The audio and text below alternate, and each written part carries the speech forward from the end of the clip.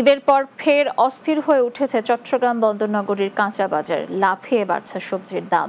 ৮০ টাকা ছাড়িয়েছে পটল, শিম, কচুরলতি সহ ৬ সবজির দাম। কয়েক সপ্তাহের ব্যবধানে সবজির এমন ঊর্ধ্বগতি নিয়ে ব্যবসায়ীরা বলছেন, ঋতু পরিবর্তনের কারণে আর ঈদের সরবরাহে বিঘ্ন ঘটায় বাড়ছে দাম। নগরীর Oxygen, ২ number gate, Chawkbazar, Kazir Dewri, Athurar depot, Karnaphuli complex সহ বিভিন্ন কাঁচা বাজার ঘুরে দেখা যায় শিম ছাড়া অন্য কোনো শীতের সবজি নেই বাজারে। ১০০ থেকে ১২০ টাকা কেজি দরের সবজি বিক্রি করছেন ব্যবসায়ীরা।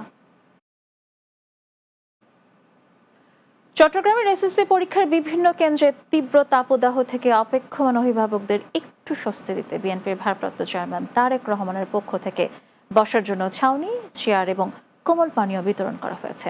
নগরীর নাসিরাবাদ বয়েজ ও গার্লস স্কুল, পাঁচরাইশ অঙ্কুর স্কুল সহ কয়েকটি প্রতিষ্ঠানে এ কর্মসূচি উদ্বোধন করেন বিশিষ্ট শিক্ষানুরাগী সাইদ আল নোমান। তিনি বলেন, মাসব্যাপী প্রতিটি পরীক্ষায় এই আয়োজন অব্যাহত থাকবে। কর্ণফুলী নদীতে নিখোঁজ সাম্পান মাঝি জাবেদ আহমেদের মরদেহ উদ্ধার করেছে সদরঘাট নৌ থানা পুলিশ। বৃহস্পতিবার মধ্যরাতে কর্ণফুলী নদীর বোয়ালখালী হামিরচর থেকে মরদেহ উদ্ধার করা হয়। গত ৯ এপ্রিল সন্ধ্যায় জাহাজের সঙ্গে নৌর করা ইঞ্জিন চালিত কাঠের নৌকা ছুটে গেলে সেটি আটকাতে নদীতে ঝাঁপ দেন মাঝি জাবেদ। এরপর আর তার হদিস পায়নি। অবশেষে একই স্থানে তার মরদেহ ভেসে ওঠে। সদরঘাট নৌ থানার ইনচার্জ মোহাম্মদ একরামুল হক বলেন, মরদেহ উদ্ধার করে স্বজনদের কাছে হস্তান্তর করা হয়েছে। এ ঘটনায় বোয়ালখালী থানায় একটি অপমৃত্যু মামলা হয়েছে।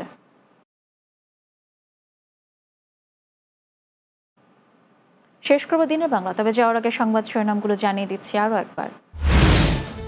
বাংলা নববর্ষকে স্বাগত জানিয়ে বের করা মঙ্গল শোভাযাত্রার নাম পরিবর্তন। একমুখী সংস্কৃতির বদলে বৈচিত্র্যময় সমন্বিত সাংস্কৃতিক চর্চাকে প্রাধান্য।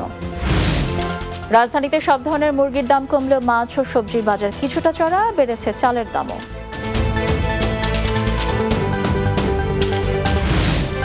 চট্টগ্রামে এবারও ডেঙ্গু নিয়ে শঙ্কিত নগরবাসী। মশক নিধন কার্যক্রম জোরদার করা সহ সচেতনতা বাড়ানোর তাগিদ স্বাস্থ্য বিশেষজ্ঞদের।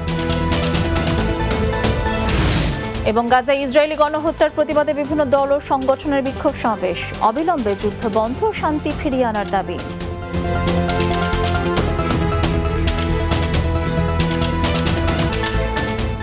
দর্শক, এই ছিল দিনের বাংলায়। আমাদের পরবর্তী সংবাদ রাত ৯টায় রাতের বাংলা দেখার আমন্ত্রণ রইল। আর এতক্ষণ সঙ্গে থাকার জন্য ধন্যবাদ সবাই।